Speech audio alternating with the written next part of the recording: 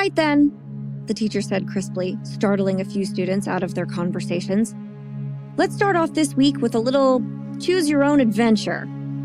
A few students sat up straighter in their seats, and a few students groaned. I was a groaner. I hate when teachers do this. They phrase something like it's going to be fun, but then it's either really unpleasant or more work.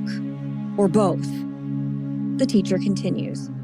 Imagine you're at home asleep in your bed. I wish I was, shouted one kid from the back of the room. Okay then, Frankie, the teacher said in reply to the nervy kid who sat smugly with his dirty sneakers propped up on his swing-open desk. We'll just use you as an example instead.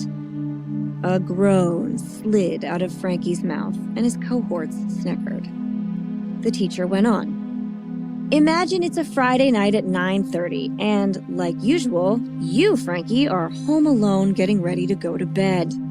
The teacher went on, and the kids let out an ooh in recognition of this, the sickest teacher burn they had ever heard. Frankie gritted his teeth, but as the teacher had pointed out in class just yesterday, he was already on thin ice. So Frankie thought it best not to ruffle any more feathers. All right then, settle down, the teacher said.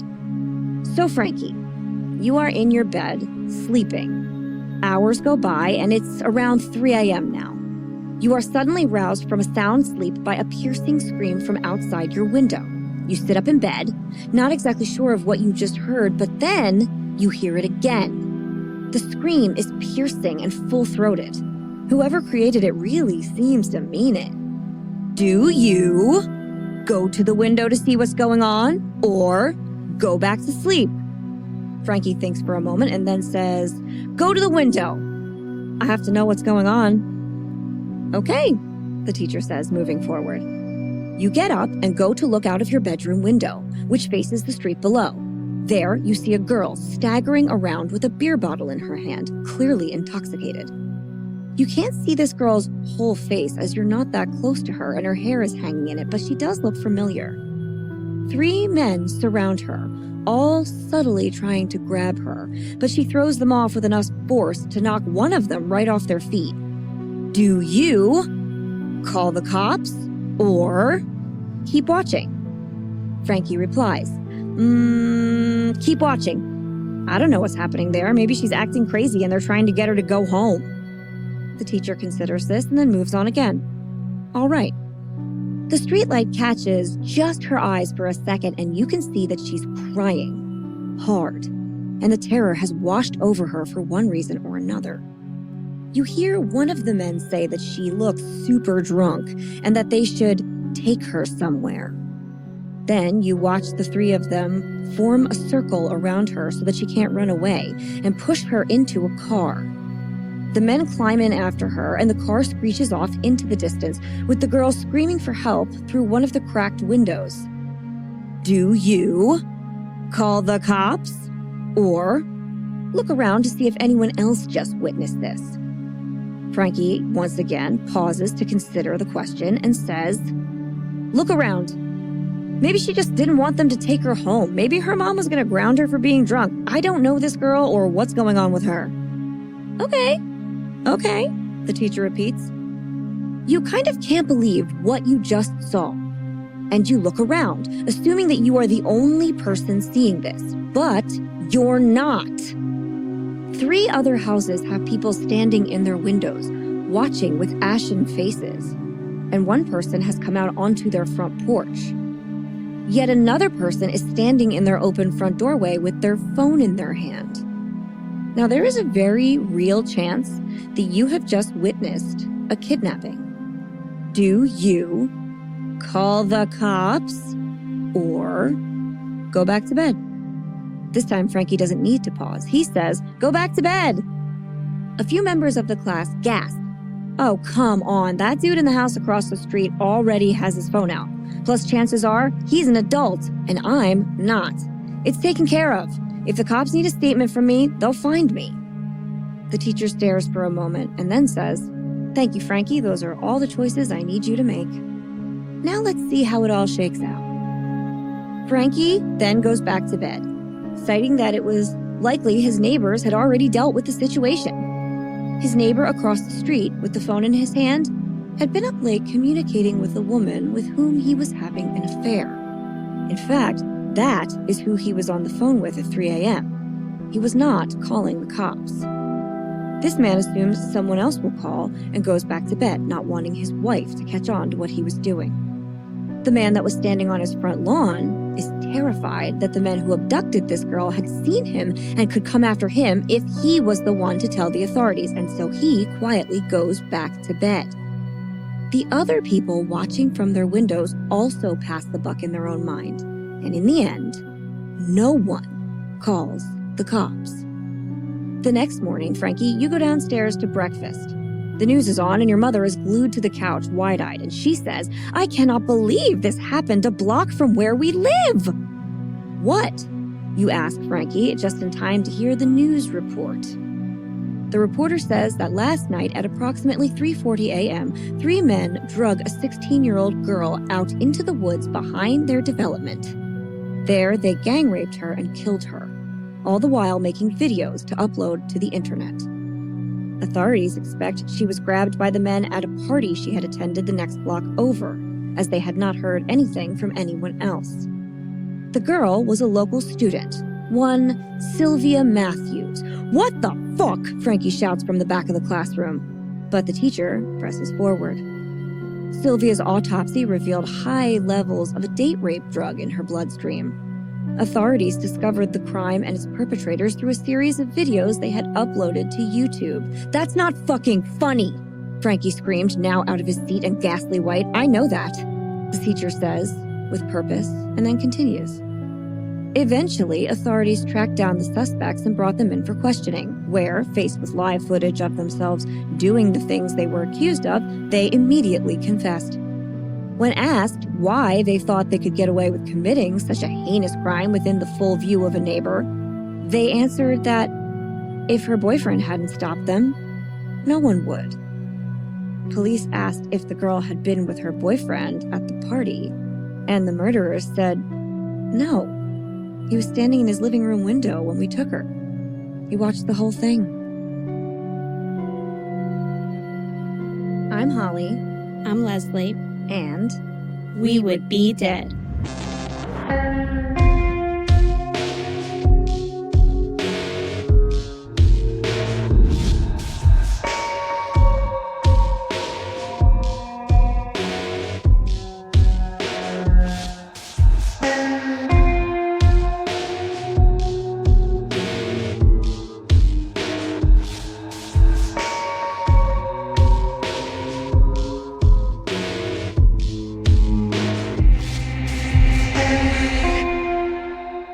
Leslie. Hey, Holly. Hey, Fiends. Happy Pride Month. Ooh. Yeah, this week we have our first Pride case. I think we're going to do 2 this year. And this case is probably a bit of a shocker to most of you guys. The Bystander Apathy / Bystander Effect murder of Kitty Genovese is a very, very well-known case. Like, I would be surprised if almost any of our listeners hadn't heard of it in passing before. It's in textbooks. Mm-hmm.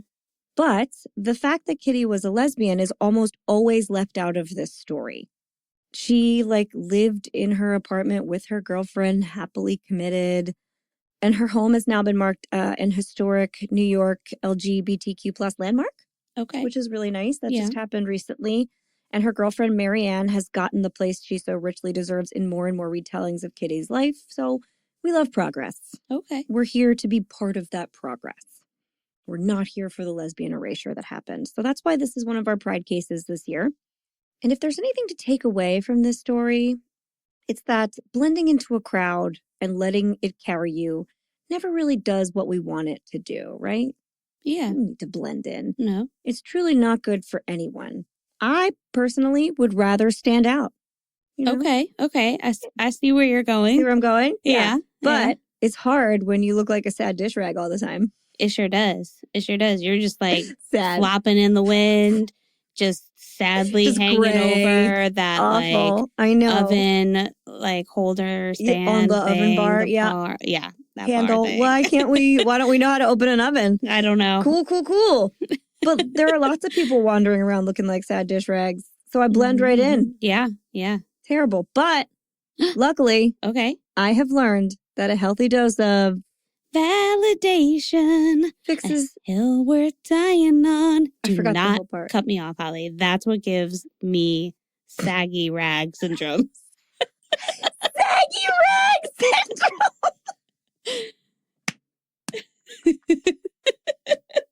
Ooh, that got me. I forgot about dying on a hill. Oh, man. But I was gonna say, Okay. Should we redo it? But then you said saggy rag syndrome, and I can't possibly have that cut. We got to keep it. That's kept forever. I can't deprive our listeners of that gold. Woo! Then we'll move forwards. That hill worth dying on, fix this dish rag face in 2 seconds flat. Okay. 2 seconds. 2 seconds? Fixed, yep. And lucky for us, our fiends can give us a little of that with no extra cost. How? You may be asking yourself, as you do every week. Yep. Well, I'll tell you. Simply head on over to Spotify or Apple Podcasts and leave us a 5-star rating and or a friendly review. It really does make a huge difference. In fact, it's the only way to move this podcast forward. And moving forward for us means more amazing content for all of you. Yay. And more content is what everybody wants. Yeah. I may be a shriveled raisin under my desk dead, but you know what? We'll get you that more content. We'll do it. And if extra content is what you're looking for, well, you can also support us over on Patreon, where for just a few dollars a month, our patrons will have access to our special video after show, Host Mortem, which is really fun. And if you guys are patrons and you're not listening or watching it, like, what's going on? Yeah, what's up? You also don't have to watch it. You could just put on YouTube in your headphones and like walk around and live your life. It's there. We're very funny. We're such a delight. We are a delight. We talk about the case a little bit, but mostly weird stuff. Yeah. Yep. So that's really fun. You'll also have access to extra minisodes, all of our 30-minute horror movies. As a patron, you'll get the opportunity to vote on future episode topics. Sometimes you can Zoom with us, maybe attend some meetups in the future. I'm hoping we get a few more of those. I'd love to find one that's not in New Jersey, because I feel like we're like giving preferential treatment to the New Jersey people. Yep. Yeah. I did, I think one of our patrons sent us one that was in Pennsylvania somewhere. I will send that over to you because it looked really cool. Okay. Yeah. Yeah, we'll go to PA. Yeah. It's a big state. So patrons, I will pull that up during our host mortem after this episode. So that sounds great. Yeah. Okay. So we can figure out what that is. Yeah. Together. As a team. Together forever. And more. That's the only part I've left out of that sentence. That's all you left out? Yep. Oh, man. Got it in there. And if all of that seems like a little too much for you, you can simply follow us on social media, especially fucking Instagram, whose code I cannot crack. We are at Would Be Dead Pod on all of the platforms. Like or share our stuff, some of our stuff, all of our stuff, maybe. No one's stopping you. You can share every single one of it. Post about your favorite episode. Let us know when you are listening. Make us a TikTok soundtrack. Okay. I put that into the world last week. Yeah. It has not come back to me yet. But we did get put on a list. We did. Somebody made their own list and they put us right the fuck on it. That's fine. A few of my wrinkles have like filled in. Yeah. They're just like, whoop, magic. Yeah. So if anybody else wants to make a list, like our friend Devin. Thank you, Devin. Way to make a list. That was awesome. We'll take it. Anyway, make us a TikTok soundtrack too. Tell a friend. Tell a neighbor. Well, this episode is all about neighbors. Okay. So tell Pam. Pam, and who's our other neighbor? Oh, we had Pam? a couple.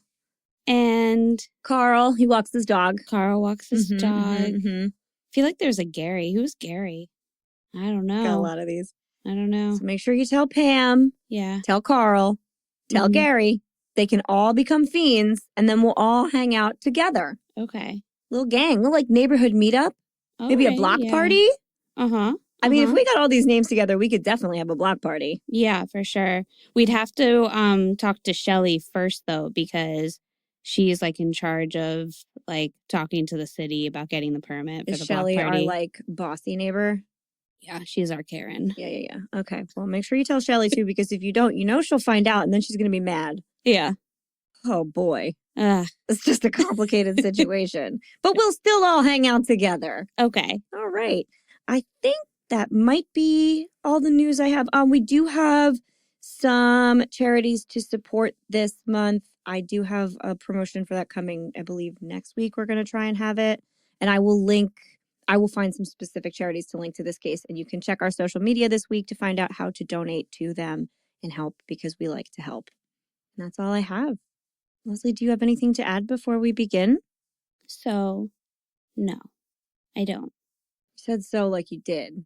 Well, I mean, I might have, but like I didn't know I needed to bring something to talk about. I know, this is only the 115th time I've asked you. Yeah. I don't know, just like, I don't know. I didn't ask you in the first couple episodes. Yeah. I only started doing that like 4 or 5 in, I think. Yeah. I think maybe like if you prepare me ahead of time and just be like, oh, if you have other things you'd like to say. You are surprised every time. Yeah. Because I don't know that it's coming. Genuinely. Also, probably the first 30 times I said it, you really were surprised every time. You're like, hi. This isn't where I talk. This isn't where I parked my car. And then you got real nervous for a little while. Sure did. Look how far we've come. I know. So far. But yeah, no, I have no new news. Okay. Today. All right, then. On with the show.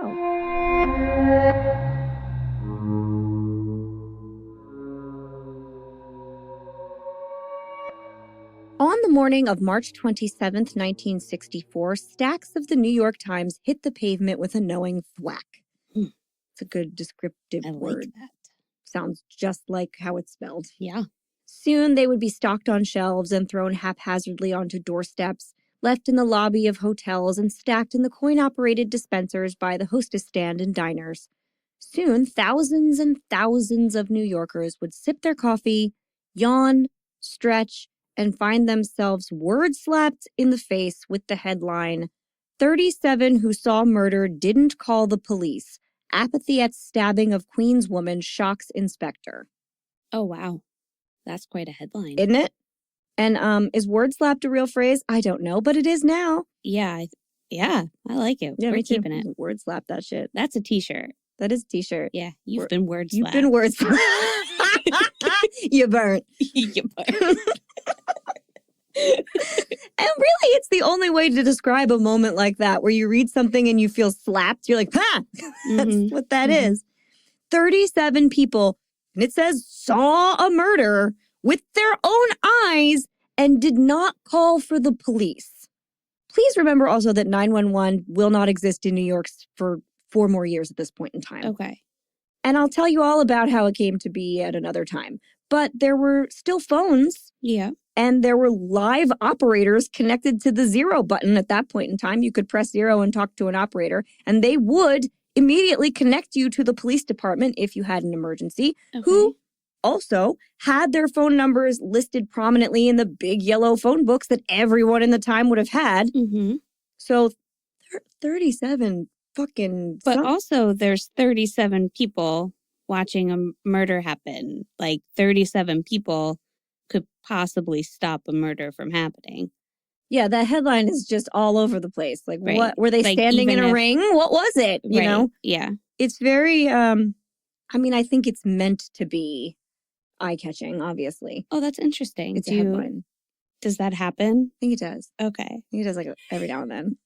I don't know. I thought only the God's honest truth was printed in anything ever. Yeah, this is going to be a shocker. I know. Good. Hold on to your word hat. slap. Yeah, word slaps. So, okay. To start this off, I'm going to read the entire story from the New York Times. I don't really just normally read newspaper articles word for word, but I think we have to in this case. Okay. So let's strap in.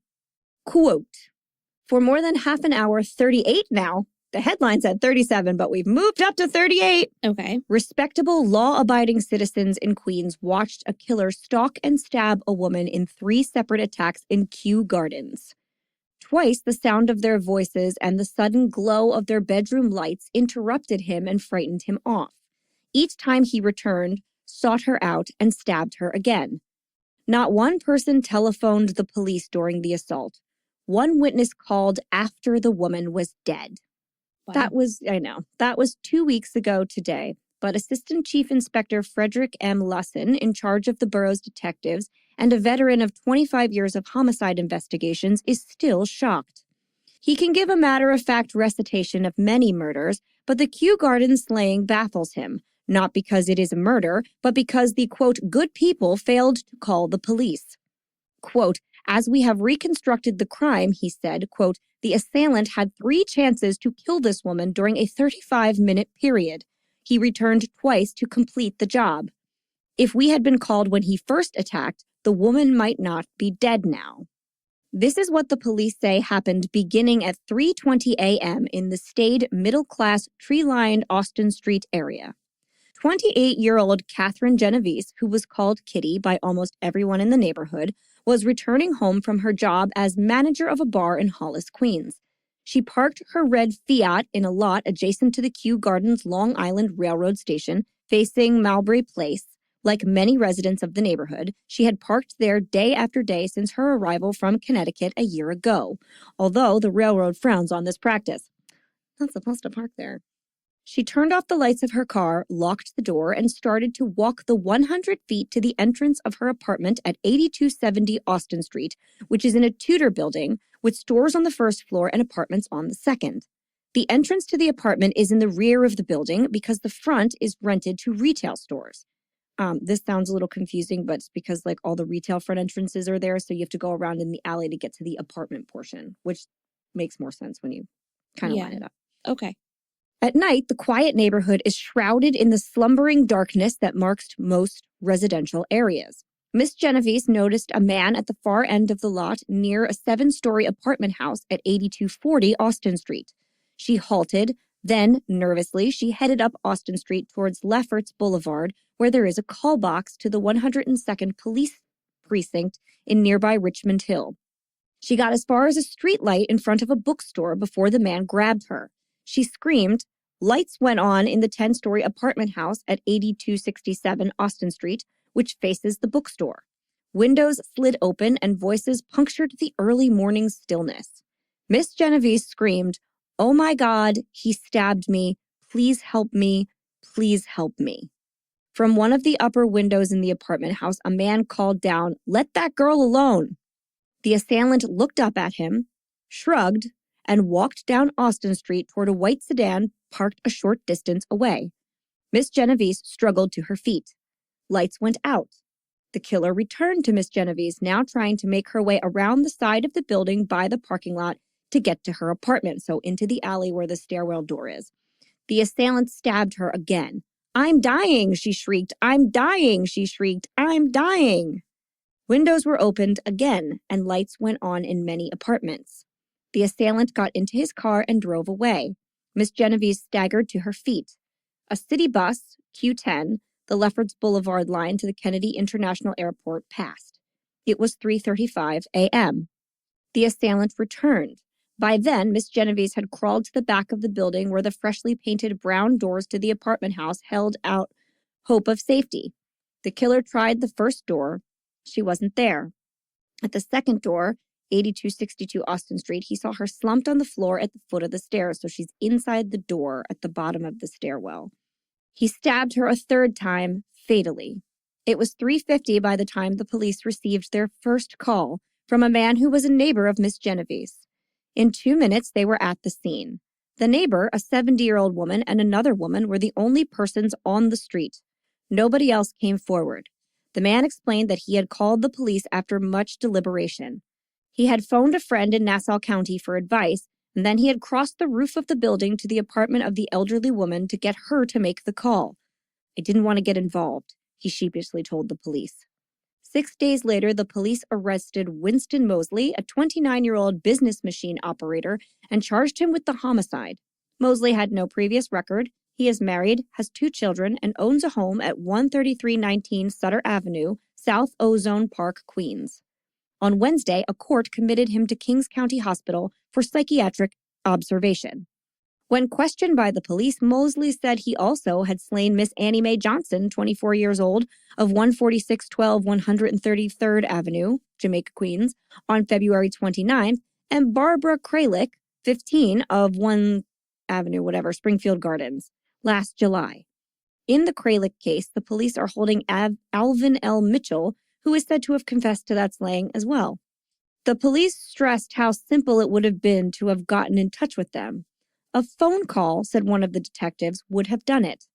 The police may be reached by dialing 0 for operator or SPRING 7-3100. The question of whether the witness can be held legally responsible in any way for failure to report the crime was put to the police department's legal bureau. There, a spokesman said, quote, "There is no legal responsibility, with few exceptions, for any citizen to report a crime. Under the statutes of the city," he said, "a witness to a suspicious or violent death must report it to the medical examiner. Under state law, a witness cannot withhold information in a kidnapping." Today, witnesses from the neighborhood, which is made up of one-family homes in the $35,000 to $60,000 range, remember this is in 1964, with the exception of the 2 apartment houses near the railroad station, find it difficult to explain why they didn't call the police. Lieutenant Bernard Jacobs, who handled the investigation by the detectives, said, quote, "It's one of the better neighborhoods. There are few reports of stabbings," which I'm summarizing this quotation because the article is old. "It's more complaints about boys playing or garbage cans being turned over." End quote. The police said most persons had told them that they had been afraid to call, but had given meaningless answers when asked why they had feared. Quote, "We can understand the reticence of people to become involved in an area of violence," Lieutenant Jacobs said. "But where they are in their homes near phones, why should they be afraid to call the police?"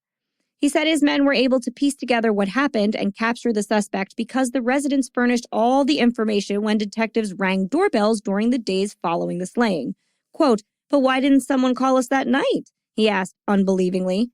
Witnesses, some of them unable to believe what they had allowed to happen, told a reporter why. A housewife, knowingly if quite casual, said, quote, "We thought it was a lover's quarrel." A husband and wife both said, quote, "Frankly, we were afraid." They seemed aware of the fact that events might have been different. A distraught woman, wiping her hands in her apron, said, quote, "I didn't want my husband to get involved." One couple, now willing to talk about that night, said they heard the first screams. The husband looked thoughtfully at the bookstore where the killer first grabbed Miss Genovese. Quote, "We went to the window to see what was happening," he said, "but the light from our bedroom made it difficult to see the street." The wife, still apprehensive, added, quote, "I put out the light and we were able to see better." Asked why they hadn't called the police, she shrugged and replied, "I don't know." A man peeked out from a slight opening in the doorway to his apartment and rattled off an account of the killer's second attack. Why hadn't he called the police at the time? Quote, "I was tired," he said without emotion. "I went back to bed." It was 4:25 a.m. when the ambulance arrived for the body of Miss Genovese. It drove off, quote, "Then," a solemn police detective said, "the people came out." End of article. Wow. Compelling story, that, isn't it? Yeah. Mm-hmm. Wow. So, so there were like a couple things I got out of that. One was that the article headline versus what's in the article sounds very different. It sounds like there's 38 people standing around watching this person get killed. Exactly. Versus them just being inside their bedrooms and they're piecing together all of this information. Mm-hmm. And then that guy calling his friend in Nassau County for advice on what he should do. Like, just call the police. Well, I don't know. I don't get that part. That was really, but he's like 70, right? It's just like, what should I do? And then pawned it off on his neighbors. So we're going to get to the truth in this case in a little bit. But the part of him calling somebody for advice is true. Yeah, I believe that. I believe that. Being like, I don't know what to do. She's like saying she's dying. Well, I wonder what to do. And then this guy, the killer, he has 3 kills now? He's a serial killer. Wild. Yeah. He is a serial killer. When did no one mentions that. Well, they don't know what that term is yet, right? No, but we do in the copious retellings of this case, and it's not mentioned anywhere. Oh, that's wild. No one ever calls him a serial killer. Okay. He is. Yeah. 3 means serial. Yeah. It's wild. Yeah. He's also a serial rapist. Oh. Yeah. Okay. No one mentions this. Okay. Well, New York sure thought this was pretty compelling, and in a rare and unusual turn of events, the blame seemed to not be on the killer, but rather fully on the citizens of Kew Gardens who did not react. There are pages and pages and pages and books and journals and movies and episodes of Law and Order about the phenomenon that was allegedly 37 to 38 people ignoring a murder they watched. But most people can't even tell you who committed this crime or why. And as we just said, this was by definition a serial killer, a serial rapist, and necrophile. Oh. He did so many gross things. At least 2 other women violently died, not to mention the 30 to 40 burglaries this man was guilty of. These factors are usually big news, but not in this story. Nobody was talking about Winston Moseley. Nobody was even talking about Kitty herself or her family. When the murder had occurred 2 weeks prior, like when it actually happened, this was not news. It was only picked up after the New York Times editor decided, like, I'm going to make this something. Apparently, he, like, overheard a detective talking about it at lunch one day and went, like, oh, this is something. And that headline in the New York Times is what changed everything. Everyone was talking about a new concept that the newspapers had dubbed urban apathy.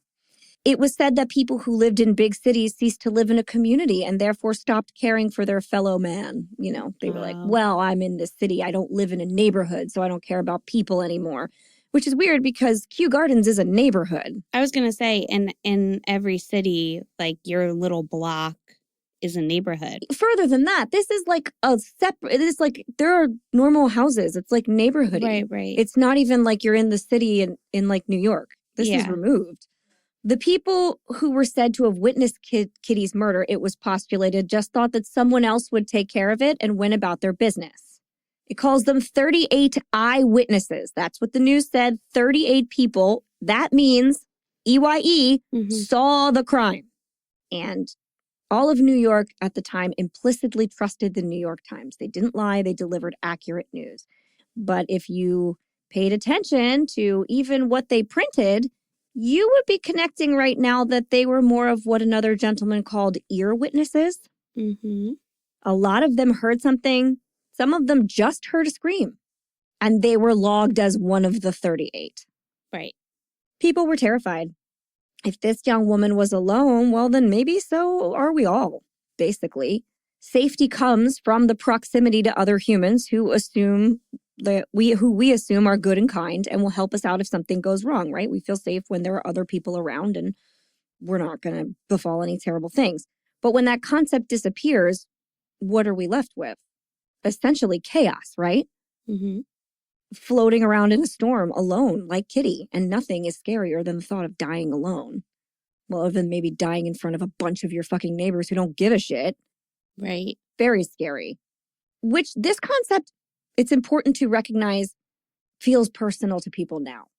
Because a lot of times the reason that we'll become obsessed with a case, if it's not like our hometown case or something, is if it like hits a what if in our head. And everybody in the world could be walking down the street and have something awful happen to them or have somebody approach them.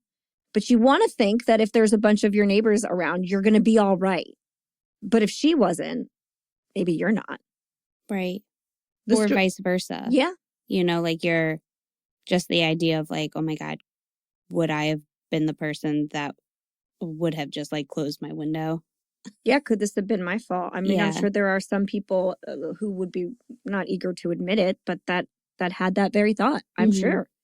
This story so captured the nation that it prompted nationwide campaigns to report any suspected dangers. So there was a ton of like, if you see something, say something type things, like help people out, call the police. And like I said, 4 years later, when the 911 system was developed, they cited Kitty Genovese's case as one of the biggest contributing factors into doing it. Right. They figured people needed an emergency response, and we didn't have one at the time. People were urged to take perceived emergencies more seriously because it cannot be left up to someone else to help. Because if everyone thinks that way, who is actually left to do the helping? Kitty's murder set into action some landmark psychological research as well. Social psychologist Bib Latane, you can pronounce that one better for me, and John Darley researched a psychosocial theory they called the bystander effect or bystander apathy after learning of Kitty's murder. But I think Leslie's going to tell us a little more about that this week. So, Leslie? Yes. Take it away. Okay. So it is believed by most psychologists and law enforcement that the bigger the group, the less likely it is for someone to call for help during an emergency situation, whether it be against a bully or an assault or another crime or even an accident. People are way more likely to step in and help if they are the sole witness. Yeah. So as Holly said, this theory was prompted by this particular case that we're talking about today. The social psychologist, John Darley and Bib Latane, which is what I thought it was as well, immediately There's began... that accent mark that got me. Yeah. Immediately began looking into the phenomenon. In a series of experiments, Darley and Latane found that people tend to feel a moral responsibility to help someone in distress if they believe they are the only witnesses. But if they're surrounded by others, they're significantly less likely to feel like they have to intervene. So, in fact, in 1969, Latane found that while 70% of people would help a woman in distress, if they were the only bystander, only 40% would come to her aid if other people were present. And that percentage significantly drops the larger the group becomes. This effect also carries over into the cyber world, where according to a 2015 review, studies have found that people are less likely to speak up if they witness cyberbullying that takes place in a larger online group forums. So like, oh, I didn't even think of that. Yeah, so that would be a lot of those would be, for instance, like those dark web kind of videos. Like, so watching somebody be like molested on camera and people are just like, oh, this is disgusting, but they don't contact the police. You just assume they must already know. Yeah. Somebody else must have said something. Yeah. That's interesting. Online didn't even enter into my brain. Yeah. So Latane and Darley attributed the bystander effect to two factors: diffusion of responsibility and social influence. And then like now today we have a bunch more, but they all kind of go under this umbrella. The diffusion of responsibility means that the more onlookers there are, the less personal responsibility individuals will feel to take action. For example, you might think to call 911, but are feeling a bit timid or shy and just assume that someone else will call 911. Or maybe it's a scene where you need to speak up, but don't feel like it's really your place because there's so many other people there that might be more connected to the situation, so you stay quiet. Oh, you're like, oh, they're probably better equipped to handle this than I am. Interesting. I definitely have that kind of brain. Yep. Yeah. Ew. I know. And again, we're like, so this particular case is like somebody being murdered, but it could be like just somebody being bullied. Like it could be something smaller happening where you're just kind of like, well, it's not really my place. Like they're having a fight. Like I don't know that I want to say anything. No one else is. Yeah. Or like I just walked in on this, so like these people seem to know what might be going on more. What maybe? If I go in there and they're like, oh, you don't even know what's going on. You're making a mountain out of a molehill. Yeah. Or I'm like 3 rooms down. The one room down person will like take care of it. Yeah, they're closer to the action. They know what's going on. Then there's social influence, which means that individuals monitor the behavior of those around them to determine how to act. For example, when others are acting calm in the presence of a potential emergency, you may take this to mean that a need to act is not needed or inappropriate. Okay. So again, that one triggered the idea of like every time we hear like a sexual assault story where it's like a group of people and you hear like that there were videos being taken and people are giggling or laughing and there are other people in the room just kind of like, I know this is wrong, but like they're all kind of in on it. So maybe I'm the one that's overreacting. I'm fine. Yeah, like maybe this is okay. Oh, that's one of those situations where you're like, your gut's telling you one thing, but the whole rest of the situation is telling you another, and you should definitely listen to your gut. Yeah, so you just kind of like stand there and you're like, all right, I guess this is fine. We'll figure it out later. That's hard. I know. A crisis is often chaotic and the situation is not always crystal clear. Onlookers might wonder exactly what is happening. During such moments, people often look to others in the group to determine what is appropriate. When they see that no one else is reacting, it sends a signal that perhaps no action is needed. If you don't want to be a bystander, you can be an upstander, Holly. All right. Upstanders are someone who speak out against bullies and have confidence in their judgment and values and believe their actions will make a difference. They are more likely to do the right thing because they take the time to stop and think before acting. I've definitely called the cops at things I've seen out my window before. I Yeah. just am remembering this. In my old neighborhood, there were people, there was like a lot across the street from me. It was an empty lot. Do you remember it was like weedy a lot of the time and there was a trailer on it a bunch? Yeah. And at like 2:00 in the morning, a truck would pull up and people would get out and they'd be in that lot just walking around, hauling stuff around or dropping things off or like doing God knows what. And I was like, this is not right. Right. And I called the cops on them more than once. Mm-hmm. One time they put a trailer on it and they were like in this trailer. And I was like, probably making mad. Right. I don't know if they were or not, but the cops did come out and they did leave. So Okay. whatever they were doing, they weren't allowed to continue doing it because they had to go. Well, good. So yeah, it's interesting. So one of the other tests that they did, or research studies that they did, Mhm. was it wasn't even severe. It was just this idea of they brought people in. Some people came, say you were put into a room by yourself and you were just there, either like a waiting room or like maybe they were having you fill out a questionnaire. Mhm. And then while in the room, smoke started to fill up. Like you just saw smoke coming from a vent. Yeah.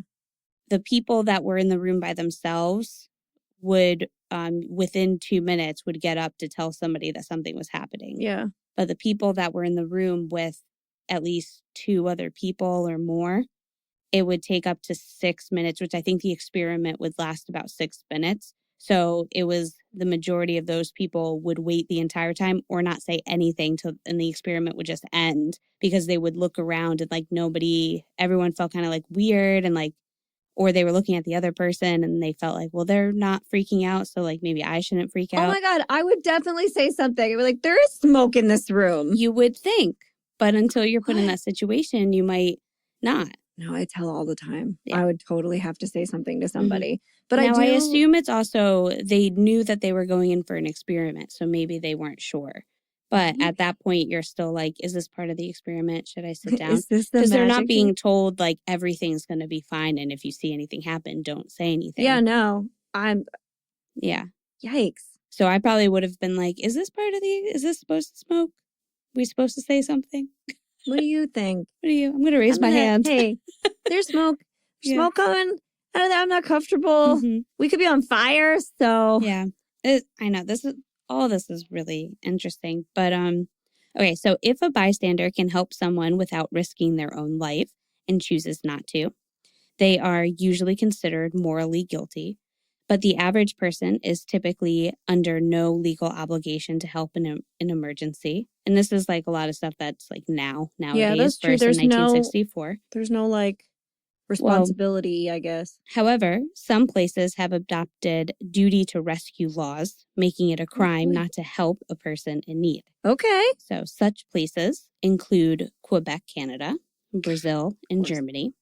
Most of the laws say fairly the same thing, that there is a legal obligation to assist any whose life is in danger, either by personally stepping in or calling for aid, unless it involves danger to themselves or a third person, or if they have a valid reason for doing nothing. So it's just like they kind of leave it open, very easy to probably fight it. I think we probably have some failure to report laws, right? Well, I'll get to that. Okay. So in Brazil, this also includes like abandoned children, which I thought was interesting that is actually separate. I didn't even think about that till they mentioned it, where it's like if you just see a child by themselves, like you should report like, hey, there's a child by themselves. There's a wild kid. Yeah. Or just like if you're in a grocery store and you just see a rogue kid and like no parent around and you just think like, I mean, that might have been times where you might be like, oh, there might be a parent. I usually stand by a kid till I know, you're a good even person. if they don't know that that's what I'm doing, I'll like just make sure that a parent ends up coming through because it's scary. I never assume, although I don't know that I've ever seen just like a wanderer with no parent that didn't like quickly appear. Right. I was like, oh, look, it's a kid. Although my kid will go like 3 aisles away from me in a store. Well, that's what I mean. And kids get turned around. So it's even just to be somebody there that can be like, I can bring you to customer service and just call your mom. Like she's probably here. I don't think she left you, but, or him. Yeah, I don't know. No, plus I think like in that situation, in a store situation, you can tell when a kid looks lost. Yeah. If they're just like into what they're doing, they're probably okay. I'm also always waiting for a child to be like, I've been under the stairs for decades. Be like, well, first off, you're 10. You've been there for decades? Damn. You look good. What is that validation you're carrying? That's all I had under the stairs for years was validation. Okay, let me continue. Okay. So in the U.S., Good Samaritan laws have been implemented to protect bystanders who act in good faith. Many organizations are including bystander training. For example, the United States Department of the Army is doing bystander training with respect to sexual assault. Good. Some organizations routinely do bystander training with respect to safety issues. Others have been doing this training with respect to diversity issues. Also good. So I looked up some bystander effect example stories, like real life other stories. Were they all like Kitty Genovese? Some of them were like that. Some of them were different. Like this one. This was, they call it Kevin Carter's photograph, which I do remember this photograph. Boy, this sounds like an episode of Law & Order. Yeah. Kevin Carter. Do I have to Google this so I can see this photograph? I probably want to, huh? Yeah. Okay. Yeah, Google the photograph so you have it. You go. And then you could follow along as I tell you the story. Okay. It's going to be this photograph of this. It's from, I think they're in South Africa. Mm-hmm. And there's a vulture standing behind this like tiny malnourished young boy. Horrible. Yeah. Oh, okay. I don't like this at all. Yes. Okay. Kevin Carter is a Pulitzer-winning photographer. And this, I believe that this photograph was also like a Pulitzer-winning photograph. This won some stuff. Mm-hmm. So he clicked this photograph in March of 1993. We might put this one. I don't know if we'll put this in the. I don't know. You guys can find this one. You can look it up yourselves. Yeah, I'm going to let people look this up themselves if they need to. So this photograph represents the brutality and suffering of the people of the sub-Saharan Africa. In this photograph, a female toddler is attempting to crawl towards the nearby rescue centers for food and shelter. So when you look at this picture, this child is trying to crawl to get to food and shelter. And this is a skeleton child. And a vulture is standing behind her, waiting to eat the toddler when she dies. It's bad. It was claimed by Carter that he waited about 20 minutes to get the picture of the vulture with the spread wings that he thought would be a better picture. But it didn't happen, so he just took the picture as is. The female toddler wanted the food and was trying to reach the aid station, but Kevin Carter did not help. He just waited there for 20 minutes to get the shot of the vulture with open wings. After taking the shot, he flew the vulture away from the girl and then left her as she was. What? Later, upon asking Carter why he just did not help this girl, he said, "I didn't want to get involved." Oh my God. It's so sad. It's this poor she just wanted food and he was like, let me get this photo. And then didn't help. Why are you there? Why are you getting this? Why are you getting these photos? You shouldn't have any prizes. Yeah. But that's not the only horrible picture this guy took either. I know. Okay. Here's another one. I believe you say it, Cassine Morris, Khaseen. Cassine. Yeah, that's how I'd pronounce it. Mm-hmm. So a 16-year-old high school student, Cassine Morris, was told to visit a mall at some specific time by his friends on September 17th, 2019. The moment Cassine reached the mall, he was attacked by a group of teenagers. He was repeatedly stabbed in his chest by the teenagers. The injuries were so brutal that he died in the hospital that night. The incident took place in the daylight, and several videos were found on the internet of the whole incident. No one bothered to intervene in the situation to help the boy, apart from capturing the incident on their phones. This incident clearly represents the lack of humanity and the impact of the bystander effect. That was the end of that. Ugh. I couldn't. Yeah, and when you look at the photo that they share of this one, and there is a video of all of this happening, it says but they're a YouTube just video, but I don't want to watch it. But they're just in a parking lot in daylight, and it's very easy to see. People are capturing it. No one called the cops. Broad daylight. Yeah, a poor little boy, and he's the cutest little thing too. Really cute. looks like a good kid. But there's so many different examples of that. That was, makes me so sad. There was another one where a girl at a school dance was asked to go outside with like a guy or like just to meet him on like the side of the building or something. So she was probably like, okay, we're like going to go make out. And then she was just like mauled and raped by like 10 men, and people watched. Like even a teacher like looked out of the window and was just like, ugh, they're like making a commotion. But like some of these kids didn't even go to school there. And some of them were grown adults. And so she was just like left just like naked and bruised up, and nobody called anybody. Oh my God. Yeah. Wow, no. That was like, wild. So there's so many gross cases. Like but no hope for humanity. That Kevin Carter guy, you know what happened to him, right? No. Eventually, because his whole career, that's what just sucked me into this right now, was taking pictures of people being killed. Like, oh, okay. He killed himself. Oh. Because the weight of what he did was so heavy that he just professionally watched people die and didn't help them for a long ass time, that eventually he just took his own life. But like, why didn't he help them? Because he was getting paid an awful lot to churn out a lot of these photographs. But he would have gotten that photograph anyway, but then like carry that child to the AIDS center. That's not the only starving child he did that to either. Yeah, I believe that. He did that so nonchalantly, it felt like.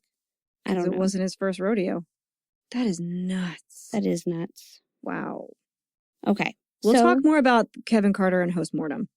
So if you're a patron, you can hear more about it after. Cool. Anyway, continue, sorry. Whew. Okay, so how can we overcome the bystander effect? Yeah, please. Most psychologists agree that just by being aware of what the bystander effect is, you'll be more conscious of any thoughts that might hold you back from stepping in or getting help. So there you go, fiends. Now you know. Now you know. Knowing is half the battle. And we are now part of the majority that will not be a bystander. We are the solution, not the problem. Equally, if you are the victim in this scenario, it is suggested that you make eye contact with the person, with like just one person in the crowd, like figure out, look, and like person. Yeah. Ask them for help, whether you have to mouth it or just like using your eyes, like something that gestures like I'm not okay. And this will personalize the bystander's involvement and usually snap them out of this effect. And they'll be like, okay, like I have to do this. This person asked me specifically for help. Yeah, that's really smart. Which is important because if you are in a kind of emergency scenario, and the easiest one to think of is like maybe a car crash and you happen upon it and somebody's injured. Normally there is one person that has to say like, you call 911. Yeah. Like, that's something you learned. So sometimes we have to take that into our own hands and tell the person like, I need help, call 911. Yeah. So I wanted to end with this little story that I thought summed up the bystander effect perfectly. This is a story about 4 people named Everybody, Somebody, Anybody, and Nobody. Oh boy. There was an important job to be done, and everybody was sure that somebody would do it. Anybody could have done it, but nobody did it. Somebody got angry about that because it was everybody's job. Everybody thought anybody could do it, but nobody realized that everybody wouldn't do it. It ended up that everybody blamed somebody when nobody did what anybody could have. Clever. I do encourage everyone to maybe just do a quick Google search of the bystander effect examples. And even just like reading 1 or 2, you'll just be, it's a lot to like take in some of these like stories and to just think like, what would I have done if I was there? Yeah, the internet stuff is what hit home for me because like if I saw abusive comments online, I'm not necessarily always going to be the first person that's like, oh boy, I should intervene. It's like, not okay, always So at first I thought it had to do more with the comments, like cyberbullying. Yeah. But I think that it more pertains to, which can pertain to that for sure. But I think it more pertains to when somebody posts the video and everybody is like, you're just thinking like, okay, well, this video has been posted. I'm sure somebody did something that was there. Yeah.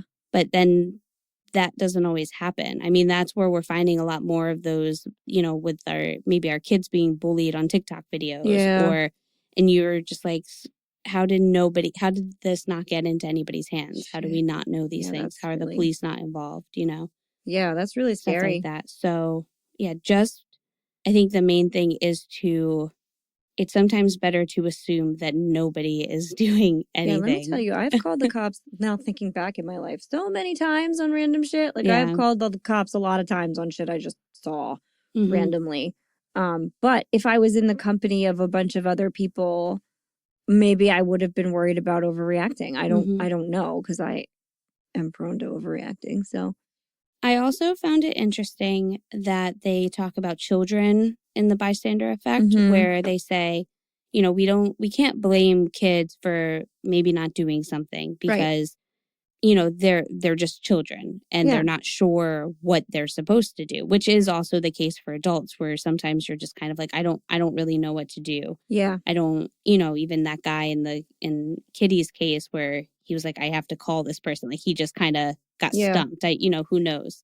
But what I found interesting was, I think that as children, we learn a lot of things that we take into our adulthood. So as parents, when you find out that maybe your kid was involved in something, whether they were a bystander of something happening, I think that it might be a good idea to not just push it off as like, well, they're just a kid. What were they supposed to do? I would maybe sit down with them and just have a talk of like, hey, this is what we could have done. In the cases of maybe the bullying kind of thing, not so much like a, you know, they broke their arm and now what am I supposed to do? But like, even in that case, you know, like, don't rush a murderer. Here are things that you can do safely. I mean, you can tell a teacher.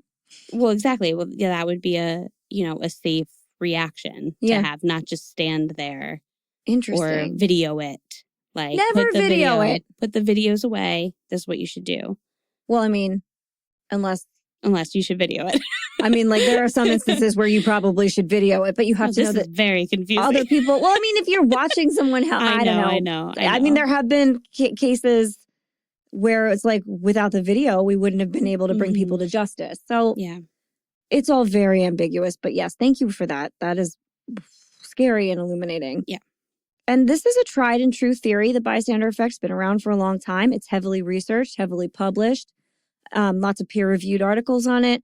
Any psychology textbook you pick up will have a mention of the bystander effect in it, and likely next to it will be a picture of Kitty Genovese. I know every single one of them. Everyone. Yep. There is no doubt in my mind that most of you have heard this case more than once before, as I said in the very beginning. I know you probably read about Kitty's murder, but I bet you can't tell me one single other thing about her. Kitty became only the final 30 minutes of her life, a morality tale about the human condition, and with that, she made history. But the problem is, it wasn't all true. Oh. Yeah. This is not a story about a girl that no one cared about. It is not about a group of people who watched a murder occur and then went back to sleep. That didn't happen. This is not a fable or a cautionary tale about a faceless victim. This is the story of a girl named Kitty and how her death was rewritten to teach a lesson. But in the process, it erased her life. Kitty Genovese, first of all, did not die alone. The fact that her own family didn't find out until like 2016. Wow.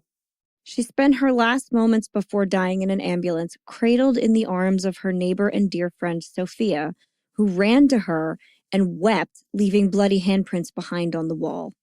Kitty left behind loving parents and siblings and grandparents and many, many, many devoted friends. She also left behind a woman named Marianne who loved her. Kitty was more than just her murder, and so were her neighbors.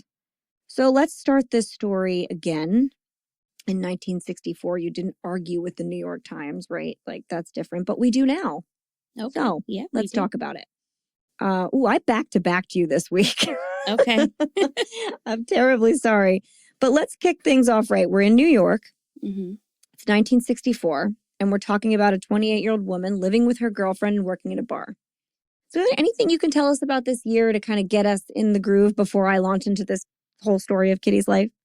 All right. So in 1964, the Beatles were the most popular, just everything. The end. Yeah. Okay. They released 7 platinum albums that year. What? Yes, 7. Working hard for the money, man. Yeah. They toured America, and during their first concert, they refused to play until the audience was desegregated. All right, Beatles. Right. The top songs that year were mostly Beatles songs, like I Want to Hold Your Hand and A Hard Day's Night. Mm-hmm. But others included Leader of the Pack by the Shangri-Las. Oh, we love that. Is that how you say that? Shangri-Las. Shangri-Las. The House of the Rising Sun by the Animals. A haunting ditty. I Get Around by the Beach Boys. Less haunting. And Chapel of Love by the Dixie Cups. The Dixie Cups? So cute. What a cute name.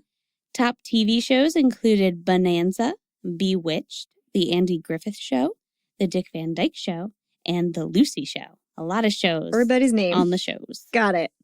Top must-see movies were Mary Poppins, My Fair Lady, Goldfinger, and A Hard Day's Night. Those Beatles. Love some music. For the first time ever, the 1964 New York Comic-Con was held on Monday. Yep. Mm-hmm.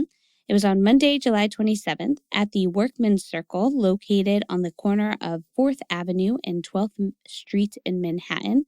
A total of 56 fans attended, including a 15-year-old George R.R. Martin, who had purchased the first ticket to the event months earlier. Really? Yes. And for those that don't know, he's the one that wrote, shit. Isn't he, Game of Thrones. Thrones. Oh my God. It's late, guys. That's what I thought. I was like, he's Game of Thrones, right? But I would be the one that got it wrong. And you'd be like, no, dummies. Yes. That's really funny. Isn't it? Yeah. One day I will talk about dragons at these and millions of people will pay to watch. So when I Googled this, though, like, I had to Google it separately because this story does come up and it is true. Okay. But also 2006 also seems to be also, so maybe it restarted in 2006. Comic-Con? So there might have been like years off and then like a new one started. Fair enough. All right. The modern version of the Hippocratic Oath was written in 1964 by a man named Louis Lasagna. No. I love it. Dr. Lasagna, because it is for doctors. Yeah. If you're Dr. Lasagna, It just said Louis Lasagna. boy, howdy, I want to be your friend. Steven Spielberg directed his first feature film, Firelight, in 1964, which was released at his local cinema. It was shot on a budget of $500 and took $501 at the box office, giving the film an official profit of $1. He made $1. Yeah. Oh, I bet he has that framed. You know that. I hope so. So the reason you find so many 1964 nickels, because I'm sure you were all asking. Leslie, I have so many 1964 nickels. Is that people thought that was the last year they contained silver, so people hoarded them. The mint struck more coins to make up for the shortage. In reality, they were just made of nickel. Give me them nickels. No. For the 1964 World's Fair in New York, Wisconsin created a 34,951-pound cheddar cheese from the milk of 16,000 cows. I was on board with the cheese until we were talking about how many cows were milked. I can't talk anymore. Then it got gross. 16,000. Now it feels gross. Yeah. Okay, I thought this was an interesting story. So jazz artist John Burke's Dizzy Gillespie ran for president. They call him Dizzy. Is it Gillespie? Yes. Okay. So Dizzy Gillespie, thank you, Mm-hmm. ran for president. Sometimes you don't correct me, and then like days later, John's like, why would you say it this way? And I'm like, Holly should have told me. Sometimes I feel bad stopping you. No. We can edit it out. That's true. All right. Jazz artist John Burke's Dizzy Gillespie ran for president as an independent write-in. He promised that if he were elected, the White House would be renamed the Blues House, and he would have a cabinet composed of Duke Ellington as the Secretary of State, Miles Davis as the Director of the CIA, Max Roach, Director of Defense, Charles Mingus, Secretary of Peace, Ray Charles, the Librarian of Congress, Louis Armstrong, Secretary of Agriculture, and so on. Oh, Malcolm X as the Attorney General. I love that one. I mean, that probably would have worked, but the rest of them, questionable at best. He said his running mate would be Phyllis Diller, the comedian. I was like, yes. I mean, I don't know that I would be upset about Phyllis Diller running some shit. I know. I don't know her politics, but... Right. Gillespie pledged to provide housing and hospital care for those who needed it and to withdraw American troops from the Vietnam War. Did he also promise every single person a candy bar? Campaign buttons had been manufactured years before Gillespie's booking agency as a joke, but proceeds went to Congress of Racial Equality and the Southern Christian Leadership Conference headed by Martin Luther King Jr. So, he donated a bunch of stuff. In later years, they became a collector's item. When asked why he was running for presidency, Gillespie replied, "Because we need one." And this became the slogan for his campaign. I love that. He eventually pulled out. Lyndon Johnson was voted in as president. He knew how to be a president, so that's checks out. And then an extra fun fact.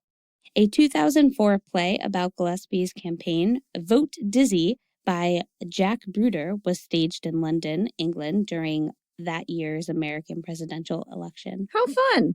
Yeah, so I thought that was interesting. I went down a rabbit hole of that. Because we need one. Yeah. Let's see. Audrey Hepburn did not get an Oscar nomination for her performance in My Fair Lady. Marnie Nixon did the singing, so the Academy figured it was a half a performance.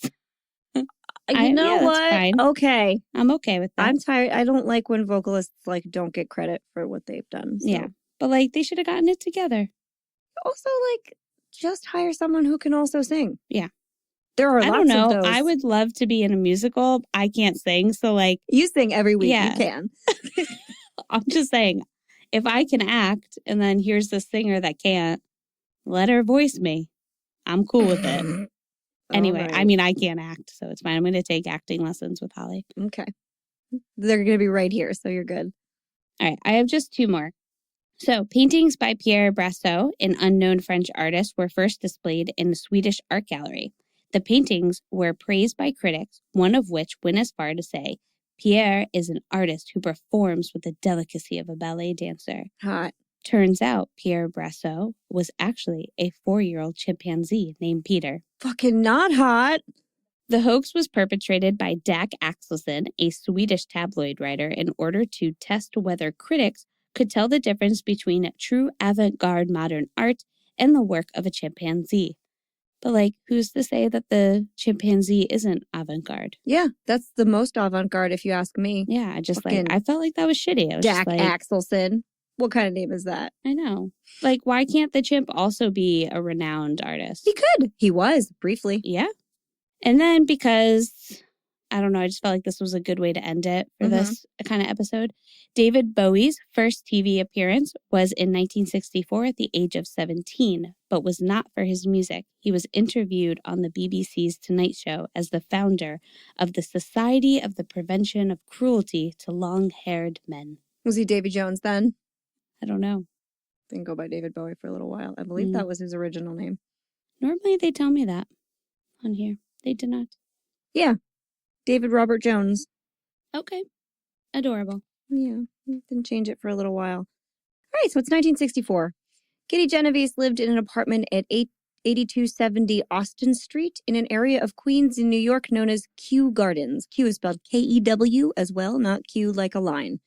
Kew Gardens was a planned garden community set up at the turn of the century to be a quiet oasis from bustling city life. So it's supposed to be this beautiful, quiet neighborhood full of botanical garden type stuff. Kew Gardens features lovely homes and tree-lined streets, small businesses, and few apartment buildings. They exist, but they're not everywhere. Kitty's apartment building is still there today, and it's largely unchanged, actually. A 2-floor walk-up Tudor-style building with a restaurant on the ground floor and apartments above, and it's conveniently located 100 feet from the Kew Gardens Long Island Railway Station. So that's true. Door to parking lot, 100 feet. Okay. So from her car door to her apartment door, and that's where Wow. this crime happened. That's very scary. Kitty's building is adjacent to 2 other residential apartment buildings. Across the street is the 10, not 8-story, so the original report says it's 8, it's 10 stories, Mowbray apartment building. And on the other side of the Long Island Railroad parking lot, so it's the Kitty's building and then a parking lot on the other side of the parking lot, is the West Virginia apartments. These buildings are all heavily populated too. There's a person in every apartment. It's not empty. So this is very residential. There was hustle and bustle, to be sure, but there was also a sense of community in Kew Gardens. It had a very small town feel in some parts. Most people who lived there would have described their neighborhood, and still do, as safe because of its close proximity to a major city and because so many people were living so close to one another. It may not have always been quiet, but anyone who has ever lived in an apartment building can tell you just kind of learn to tune stuff out and go on with your day. If every time you heard somebody else's radio and a conversation randomly floating around in your apartment, you stopped, you'd probably never accomplish anything. True. You'd never sleep or pay attention, which are things I can't do anyway. So that's why I have to live out here in the woods. Kitty had always lived in New York, though. She was born on July 7th, 1935 in Brooklyn. Kitty was the oldest of 5 children. She had 3 younger brothers and a younger sister, but was closest, even though there was a 12-year age gap, to her little brother, Bill. Bill idolized Kitty. And it's pretty clear in the documentary I took a lot of today's information from, which is called Witness. And this chronicles Bill's struggle to find the truth about his sister's murder. It's excellent. It is an excellent documentary. I will link it any way possible. You can watch it for free on Prime. God, it is a very moving piece. It is very illuminating. And Bill is a well-spoken and fascinating person. And everybody should watch it. I'm going to ramble forever, but it was very good. I didn't know it existed in the world. So, yeah. Kitty was raised in a Catholic family, like most Italian East Coasters. Yeah. So, she grew up in a brownstone at 29th Street, St. John's Place in Park Slope, which I believe is a shishi Brooklyn neighborhood at this point. I don't know if it was then. And, guys, I don't sugarcoat victims as a rule. Leslie and I had this conversation before we started recording. I don't do that thing where the person is like, oh, they lit up a room. This person was probably the coolest person ever created because they died. We don't do that ever. But I think I would have liked Kitty. Yeah. I think that I would have wanted to be friends with this person. I like her a lot. She was a beautiful, petite, fiery girl with short, dark, shaggy brown hair and lively dark eyes, and an expression that always looked as though it were laughing at an inside joke. Aww. In the videos in this documentary, there are a lot of old 1960s videos. None of them have sound. They're all just her mostly dancing, to be honest. She's dancing in most of them, or be doing silly little gestures. She just looks fun. Okay. She looks like she would be really fun to spend time with. I don't know. Not always my takeaway, but it was this time. One of her high school friends describes Kitty as a cut-up. Oh, I like that. I know. She's a cut-up. She remembers Kitty as the head of their pack of friends. So she was always the leader, and they liked to play hooky a lot. She kept saying playing hooky, which was also adorable. And they would go to the beach, or they would go to the park, or they would smoke cigarettes on the roof. Ooh, bad girls. I know. Kitty was outgoing, very funny, witty, and charismatic. She was, as her friend says, an excellent mimic, and she would get in trouble for doing really accurate impersonations of her teachers. Okay. Everybody loved Kitty, according to this friend. She said that she had, quote, an enormous following. So she's someone who you paid attention to, basically. So an influencer. Sure. In 1954, Kitty's mother actually witnessed a murder on the streets of New York and decided then and there that the city was not a safe place for her to raise her family. Kitty, however, loved New York and had already graduated high school the year before. She was also engaged to be married to an ex-Army officer and engineer, a man named Rocco. So while the Genovese family moved to New Canaan, Connecticut, Kitty stayed behind in New York to get ready for the wedding. So Connecticut's in there, Leslie. Don't worry. Okay, good. Kitty lived with her grandparents for a time, who were also in Brooklyn, and her wedding went off without a hitch. It was a beautiful affair. There are videos of it in this documentary that I watched, and Kitty is smiling and beautiful and a totally fashion-forward bride. It looks just like a happy, awesome, fun family wedding. She's making big hand gestures and smiling and silly faces and just liking her life. The family looked so happy, but this marriage did not last. A few months later, just a few months, the couple had their marriage annulled, which means they both agreed to just dissolve it. There was no divorce situation. And to this day, Rocco, who is still around, will not tell anyone why this happened. He just says, quote, "My relations with Kitty shall remain a mystery forever." Jeepers. Okay. Yeah. He also states that this is because he would like to respect his and Kitty's privacy. She didn't want to talk about it, and he, in her absence, doesn't want other people to talk about it either. Okay. So this is that's a pretty honorable guy. Yeah.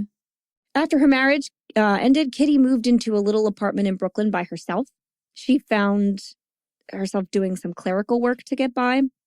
Kitty was not a clerical work type gal, but in 1964, it was like, you're a lady who works, you're probably a secretary. Yeah, of course. So that's how it had to start.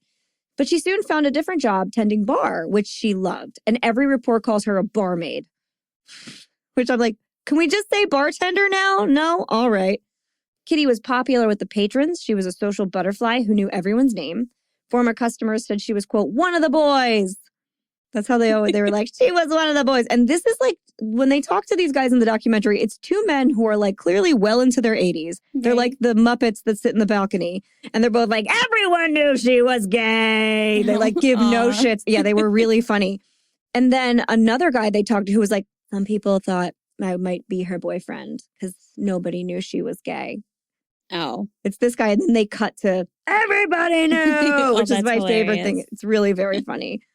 And they give examples of how she was one of the boys and trusted because they say that men would trust her with money. Mm-hmm. They're like, oh, she lent them money, which I guess was a big deal at that era. Men saw her as smart and trustworthy.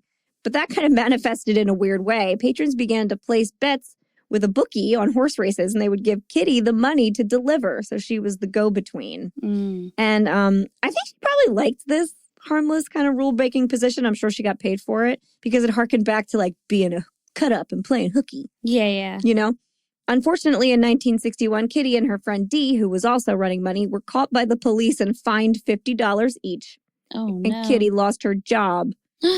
I know. Now, there's a picture of Kitty where she has the wild hair and she's wearing a plaid shirt. It looks kind of like headshot style. Okay. That is her mugshot. And they cropped out the plate in front of her with the numbers and stuff on it to just use it in articles about her life. That's so wild. It's a beautiful picture. It is. First of all, it's very pretty. Yeah. But it's her mugshot. You can still see the clip next to her collar. It's like a string where they hung the thing around her neck, but they just cropped it so you can't see the rest of it. That makes way more sense because I was trying to find a photo of her to use for our photo suite. Mm-hmm. And I wanted to use that one, but I was like, well, I need the full size. You'll never find it because it's a mugshot. Yeah, that's so funny. Isn't that funny? Her brother didn't even know that. It took some research. Okay. And he was like, you can see the little thing by her collar. You can see there's something there. Yeah. So funny.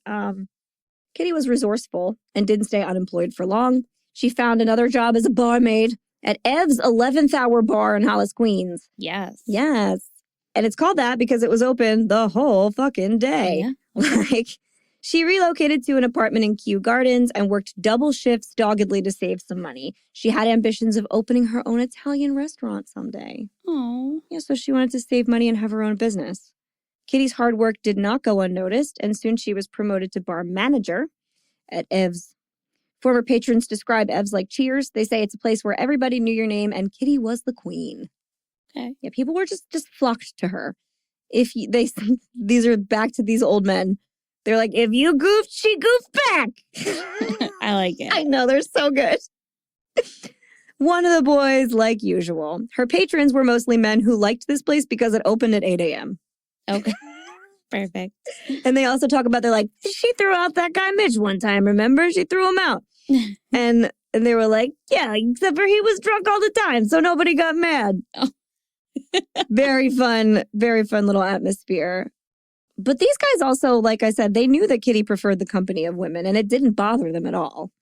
They were like, we do too. Yeah, they're like, cool, we can all talk about that then. We're fine.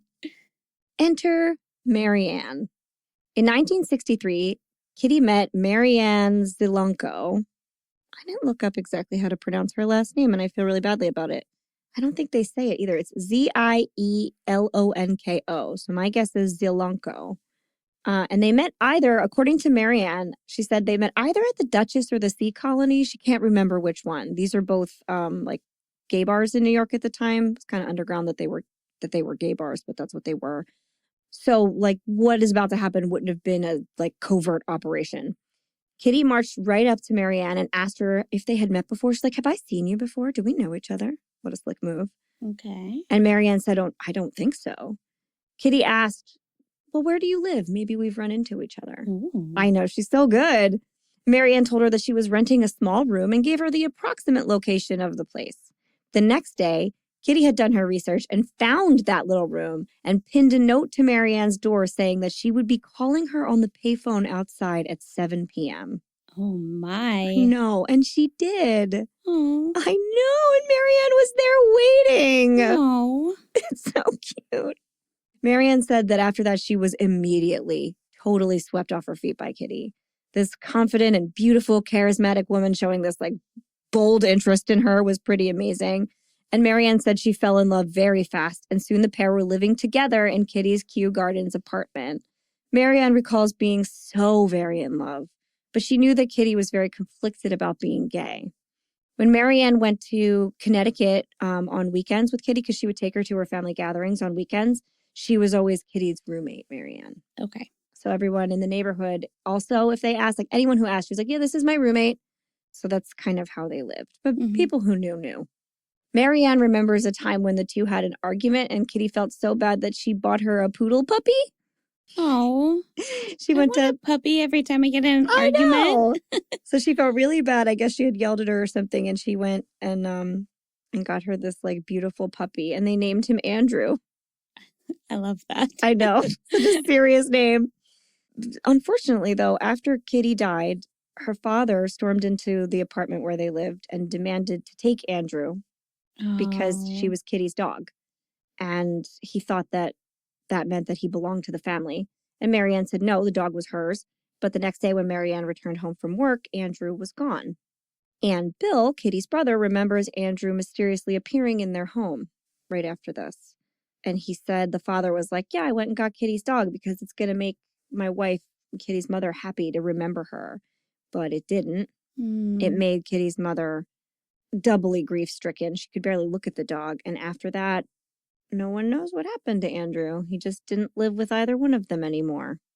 That's so sad. I hate that story. I'm sure that bothers them later, too. Well, the brother, like, apologizes profusely. Because he didn't connect those dots until he was talking to Marianne, who was like, I had the poodle, the little dog. Kitty got him for me because we had an argument, and he was like my little puppy. And then she talks about how it disappeared, and her brother Bill is like, yeah, out of nowhere, that dog was in our house. So my dad definitely took that dog. And he immediately was like, I am so sorry for what my family did to you. That's awful. Right. Oh. It was like just such a moment of revelation. But that shows how completely Marianne has been erased from this story so many times. Like you don't get to hear her. And she was so important and so important to Kitty. So this brings us up to the fateful night in question. At approximately 2:30 a.m. on March 13th, 1964, Kitty left Ev's and began driving home in her red Fiat. While waiting for a traffic light to change on Hoover Avenue, she was spotted by a man named Winston Mosley, who was sitting in his parked Chevrolet Corvair. Winston did not know Kitty. Kitty did not know Winston. This was the first time they had ever had any kind of encounter. It's a totally random selection, which I think is scarier. Yeah. Kitty arrived back at the Kew Gardens railway station at 3:15 a.m. The parking lot where she kept her car, as I mentioned before, is about 100 feet from her apartment door in that alleyway near the rear of the building. As she walked towards the apartment complex, Winston Mosley, who had followed her home, exited his vehicle, which he had parked at a corner bus stop on Austin Street, which she lives on Austin Street, so it's like right there. He approached Kitty from behind with a hunting knife in his hand. Kitty ran towards the front of the building, and Winston ran after her. So now they're in front of a bookstore, like across from the building. He grabbed Kitty, and Kitty screamed and fell to her knees. Now, this is the first scream, and it alerts several neighbors. It wakes up a lot of people, but a few go to their windows. Many of them say they see, when they looked out their window, they saw a young woman on her knees, and she was screaming. A few people say they saw a man hit her, and she went to her knees, but no one saw stabbing at all. Okay. Everyone's like, that guy hit her in the back of the head. He like punched her or something, but nobody knew there was a weapon. And all of them reported thinking this was domestic violence. They said, this is the couple fighting.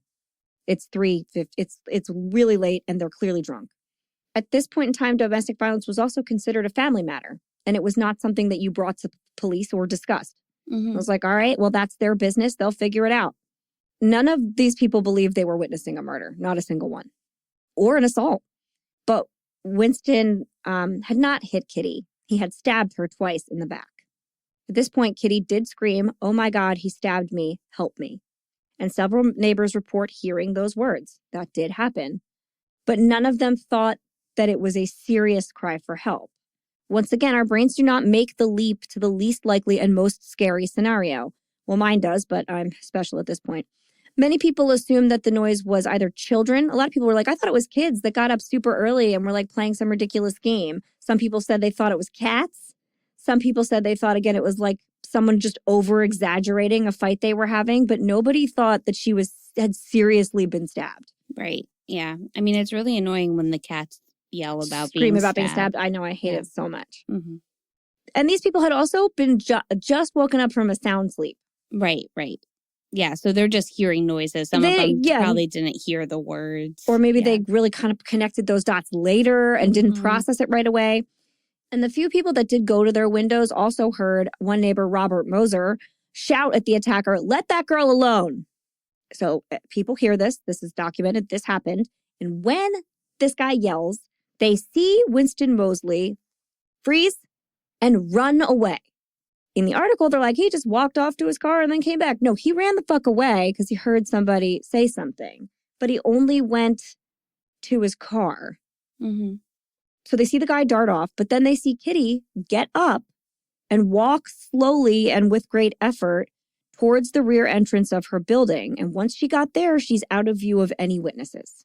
That's where anybody seeing her, which was not all of them, stopped. Okay. Eyewitness is not a thing.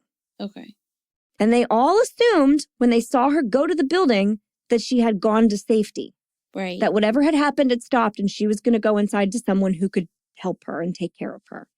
Witnesses then saw Winston Mosley enter his car, drive away, and then he returned 10 minutes later. But he changed his hat, so like he's a different person now. Ew. Then he systematically searched the parking lot, train station, and any doors around the apartment complex, and eventually found Kitty lying in the stairwell of her building, bleeding to death. Ooh. And the door at the top of the stairs had been locked, so she couldn't make it all the way inside. Oh. Winston approached Kitty and then heard the door at the top of the stairs creak open. A man saw them, closed the door, and left. That man was Kitty's neighbor, Carl Ross. The guy who had to talk to somebody before calling the cops? That's Carl. Carl, like Kitty and Marianne, was a man in their building living in the closet. So they were sort of a support system to one another at times. Carl, panicked, ran to a neighbor's house asking what he should do. And I don't think he called someone far, far away. I think he went to somebody else's house. And the neighbor said he should mind his own business. But Carl did end up calling the damn cops. He just couldn't. He knew he had seen something and he had to call them. Later on, it is actually Carl who also goes to Marianne and sits with her for like 12 solid hours and just gets drunk with her at her table after finding out what had happened to Kitty. Okay. With Carl gone and out of view of the street and those who may have already seen or heard the initial attack, Winston Mosley stabbed Kitty several more times before raping her, stealing $49 from her, and running away. This attack did, of course, produce more screaming, and several other neighbors, alarmed, did call the damn cops as well. But when asked about their conversations with the police, the neighbors said the cops told them that they had already received a phone call, they knew what was happening, and they were sending officers out to the scene. Those calls were not recorded as they were seen as simply repeat information. Oh. So we say we only got one phone call later on from this guy, but really there had been a ton of phone calls. Or not a ton, but at least more than 2 or 3. Also, in hindsight, when they narrowed down how many people actually reported like firsthand witnessing anything, like hearing words or seeing anything, it was only 12 people. Right. 38 was every person that spoke a word to the police. They just made them an eyewitness. They were not. Did, who was the guy that called first? Carl. Okay. Yeah. So did Carl call before she was raped? Or would this have been after? Because it sounds like a whole thing if he had to go talk to somebody first and then call. I mean, I don't know the exact timeline Okay. because I don't know how long it took him to talk to somebody and call. Right, I don't know that's how long. what, yeah. The attack in total takes like a half an hour. Okay. So records of the earliest calls to police are unclear and were not given high priority. So people actually also called during the first attack. Oh. But police also didn't put any weight behind them because people said things like, quote, she was beat up, but she got up and was staggering around. So they didn't think someone had been like seriously injured. They're like, oh, this girl got beat up by her boyfriend, whatever, we'll figure it out. Those calls are not connected to this case either. Okay. So what was once nobody cared or said anything is now quickly becoming, yeah, a bunch of people cared and said things. You just didn't write them down anywhere. All right. Ugh. Yep. The attacks spanned, as I said, approximately a half an hour. 20 minutes after the initial scream had woken her young son, Sophia Ferrara got a phone call from another neighbor. And the neighbor told her that her friend Kitty was in the stairwell bleeding. So somebody else in the building, I guess, had happened upon her and knew she was friends with Sophia, called Sophia and was like, your friend is, I don't know, she's in the stairwell. I've called the cops, but like somebody needs to help her. Sophia and Kitty had become close during the past year. They would confide in one another, sitting at their kitchen tables over coffee and toast, and talked for hours. Sophia, hearing this, ran to get her jacket and fled to the stairwell, where she tried to push the outside door open, but it hit Kitty's head as she was laying on the floor. Oh. Sophia then used the door to gently push Kitty aside and sneak herself in, and then, without a single thought for her own safety or what anybody else was going to do, threw herself into the bloodbath to hold Kitty and whisper in her ear that help was on the way. Sophia would later say that Kitty's leather gloves were cut to ribbons, and she could feel the gaping stab wounds on her back. But she sat there, with Kitty in her arms, until the ambulances arrived. Sophia said that Kitty couldn't make any sounds while she was with her, and this was due to her punctured and collapsed lungs. But she only hoped that Kitty knew it was her, and that she knew she wasn't alone. Kitty died in the ambulance on her way to the hospital at 4:15 a.m. Authorities would have Marianne come down to identify her body shortly after. They knocked on Marianne's door at around 4:30 in the morning or so and just told her what happened. Again, this is like her roommate. And this racked Marianne with guilt because she realized she had slept through the whole thing just a few floors away. Ugh. Marianne was questioned by a detective at 7 a.m. after the murders in her home. And then she was later interrogated for 6 hours by 2 homicide detectives. Those questioning her centered all their questions around her relationship with Kitty, getting super inappropriate and asking a lot about their sex life. This was also the police's focus when they questioned a couple of their neighbors. They just wanted to know what these lesbians were doing. Okay. Yep. And initially they considered Marianne a suspect for no fucking reason whatsoever. On March 19, 1964, 6 days after the stabbing, Winston Moseley was arrested for suspected robbery in Ozone Park after a television was discovered in the trunk of his car. Winston's car was searched after a local man named Raoul Cleary. They talked to his son in the documentary. And this guy became suspicious because he saw Winston taking a TV out of his neighbor's house. Right? So he goes up to Winston Moseley and he's like, what are you doing? And he goes, oh, I'm a removal worker. Here to move this TV on out of here. However, Raoul clearly asked another neighbor and said, like, are they moving? And the neighbor was like, they are absolutely not moving. And so Raoul clearly called the police. And also, the neighbor he asked, like, are they moving to? His name is Jack Brown. He disabled Winston Moseley's car to ensure that he wouldn't get away. Oh, that's crazy. Yeah, these guys, like, just did some fucking neighborhood justice. But also, they definitely misunderstood because it wasn't that the family was moving. It was that the TV was moving. For sure. To his house. For sure. Forever. Yeah. A detective recalled that a white car similar to Winston's had been reported by some of the witnesses to Kitty's murder. So this is the car, the TV in it. They're like, wait a minute, that looks like it's the same car that's been reported in this other crime. So during questioning, Winston Moseley immediately admitted to Kitty's murder and then also the murder of 2 other women. Annie Mae Johnson, who had been shot and burned to death in her apartment. This story is awful. He found her coming home. She was like standing outside her front door. He shot her 4 times in the back, then rolled her body inside the front of her home and raped her dead body. Or not quite dead. She was like almost dead. And then he set her house on fire. In some reports, her family was still in the home. Wow. But I believe the family escaped and she is the only one that succumbed to this crime. He also admitted to the murder of 15-year-old Barbara Kralik, who had been killed in her parents' Springfield garden home that previous July. So for those of you keeping track, Winston Moseley was and is a serial rapist, murderer, burglar, and sometimes necrophile. Wow. But after being apprehended, police were kind of shocked at what they got with Winston Moseley. One officer said they, quote, expected a larger presentation of evil, which I thought was a very interesting quotation because he's like kind of a little guy. Mm-hmm. It's like a little skinny guy. He also was extremely intelligent. He had a IQ of 135. He had a stable life, a wife, 2 children, and a well-paying job. Oh. Yeah. He was someone who liked killing people. He didn't need to. His confession is super casual. It's one of those like Dahmer-style moments where he's just laying things out, which always unsettles police. There are people that say they believe he knew that when he murdered Kitty so out in the open, people would see it, and he likes that part of it. He confesses to hearing the neighbor yell out, like, don't get away from that girl. So he says he definitely did hear that, and that is why he went away for a time. He confesses to having seen Carl Ross open and close the door, so he knew there were people around. Also, after Kitty's murder, this is the strangest thing. So after he finishes doing all of the horribleness, he runs away from the scene. On his way running away from the scene to wherever he parked his car this time, he sees a man who had fallen asleep at the wheel of his car at a red light.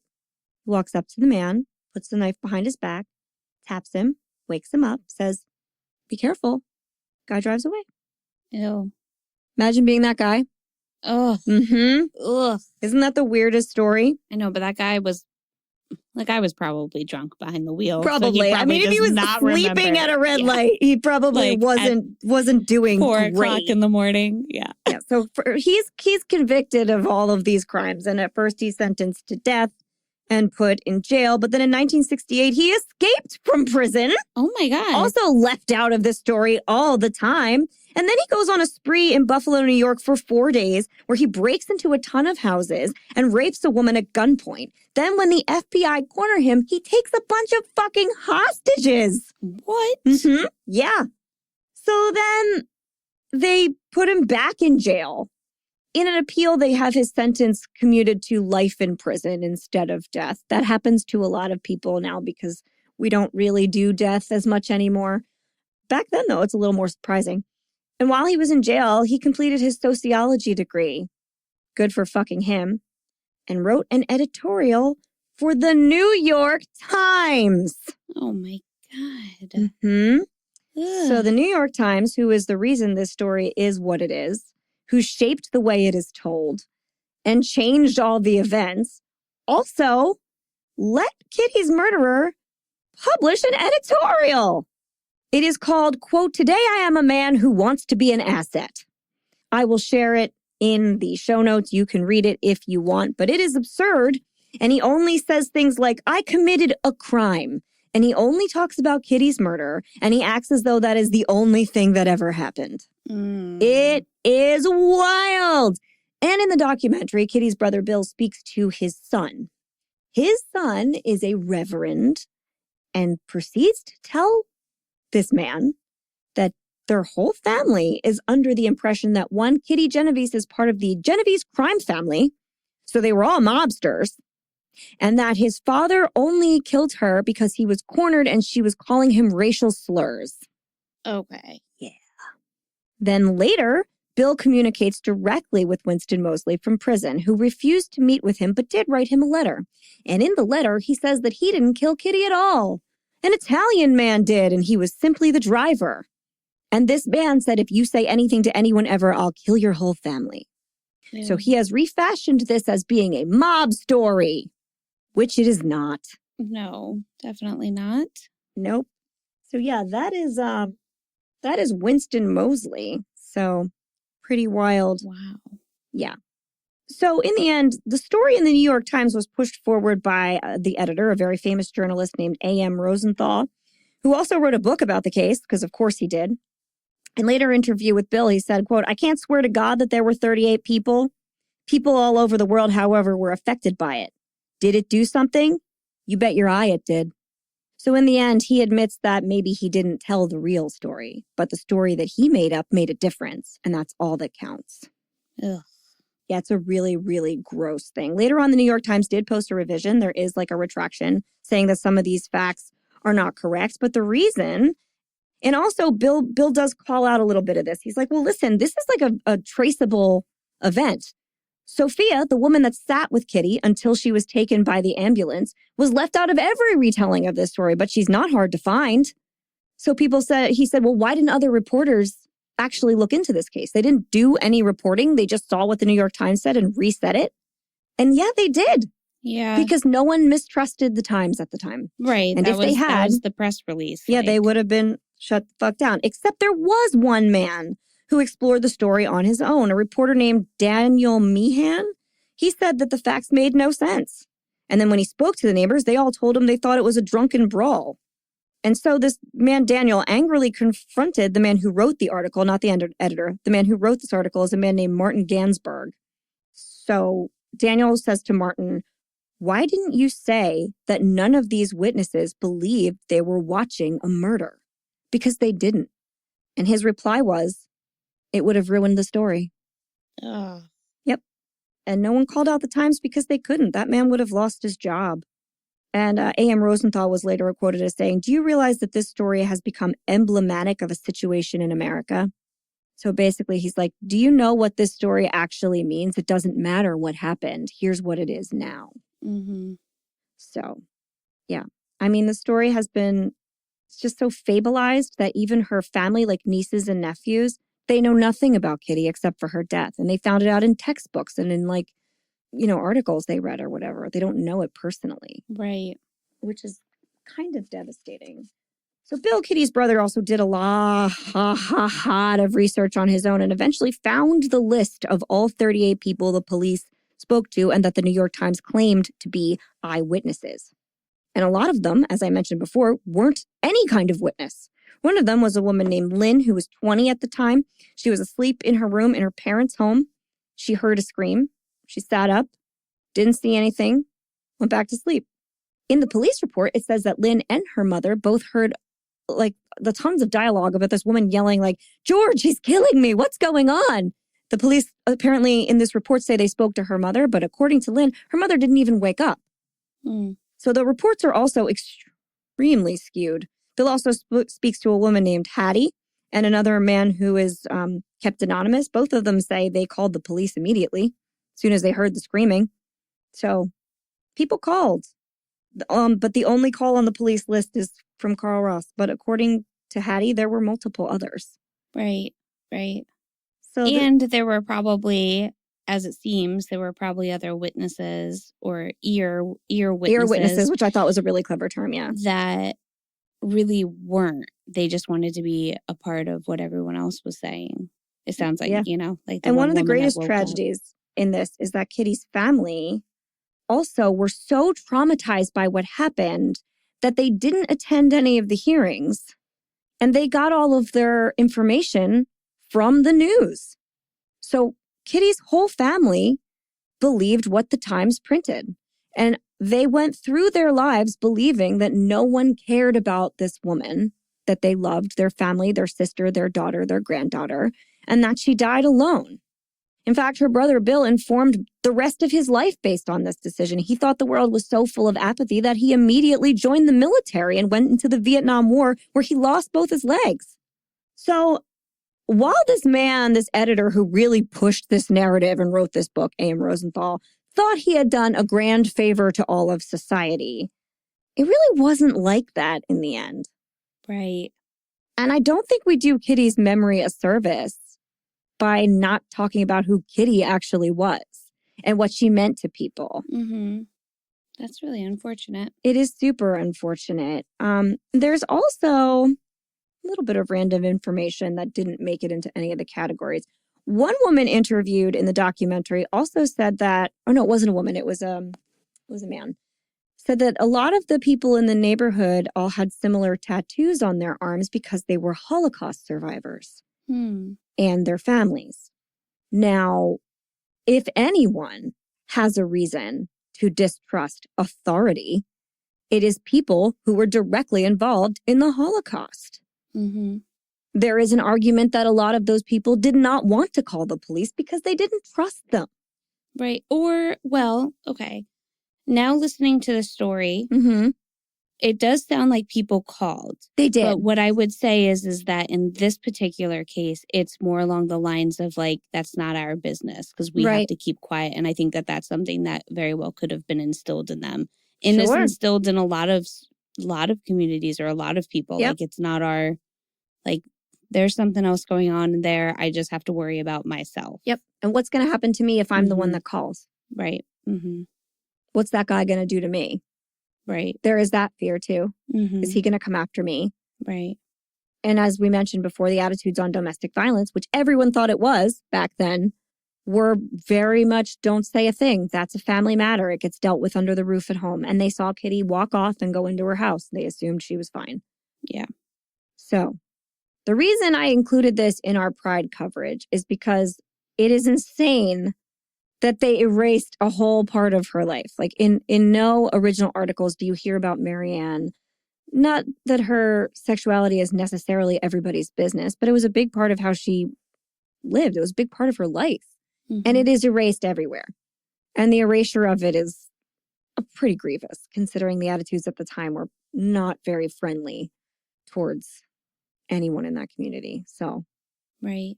I felt it important to include because I don't think every Pride case needs to be about someone who was horrifically victimized because of their sexuality or gender or any of those things. It can simply be because this is a member of that community, and then we can launch talking from there, you know? Right. Well, but also, like you said, they erased that part of her life. I think the lesbian erasure is a huge thing. Yeah, they just didn't want to talk about it. Yep. So then we didn't get to hear what she was like. And Marianne was left to nothing. Exactly. Yeah. Marianne said in the interview that she spent years sleeping with one of Kitty's shirts. Yeah. You know what bothers me, though, about this is that Kitty brought Marianne around to her family. And not that I expected her family to assume anything, but just the fact that, like, it sounded like that was Kitty's best friend. So why did the family just, like, shut her out in that sense? Like, why weren't they more... Never talked like, to her again. Lived with her. After... Like, well, the family shut down. They refused to talk about... True. They acted like she just never existed because they didn't know how to even talk about her. The family coped in a very traumatic response way. And it was at a time where, like, no one's getting counseling. Yeah. Everyone's just shutting down. In fact, in the years following Kitty's death, the year after, her mother had a stroke, and then a few years later, her father had a stroke. Her mother survived it, but her father did not. Right. The stress was unbelievable. And all of her siblings, even in this documentary, when her one brother, Bill, is talking about it, there's one of her other brothers who was like, I can't do this. I buried her. I buried it. I buried it all. It's gone. I can't talk about it. Right. They have this very, like, we can't, this is not a thing we talk about. It was too much, too horrific. Shut it down. Yeah. So I don't know that they would want to talk to her friend. Yeah. Well, it's just unfortunate that it's super unfortunate. Went. And like you said, I think that the New York Times did not help that situation. No. And yeah, it's really sad. It's really sad. Yeah, the story of what actually happened is pretty vastly different from the tale the New York Times spun with what the information they had. 38 people were like every single person the cops spoke a word to. And some of them just said, oh yeah, I heard a little rumbling in the alley. And then they were like, that's an eyewitness. That's not what that is. So it's pretty wild. Toast? Toast. Obviously to Kitty. Yep. And to Marianne. Yes. And to the poodle. Andrew. The poodle. I hope he was given to a nice home somewhere. Yeah. Someone took care of him. In my brain, someone took care of him. Mm-hmm. And then I would say... Oh, and Sophia, her neighbor that sat with her. Yes. Sophia. And to Kitty's brother that tried to reach out to Marianne after. To Bill Genovese, who did this amazing piece too. Like everyone, it's called Witness. Watch this documentary. Okay. It is very good. Great. All right. And if we were robbed of our safety in the place we felt most at home, we would be dead.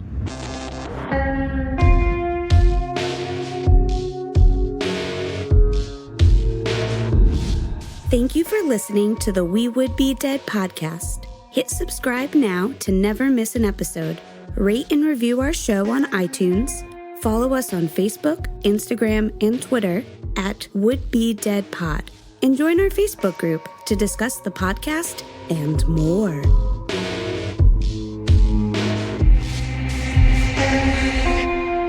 This is the story of a girl named Kitty and how her death was rewritten to teach a lesson. But in the process, it erased her life.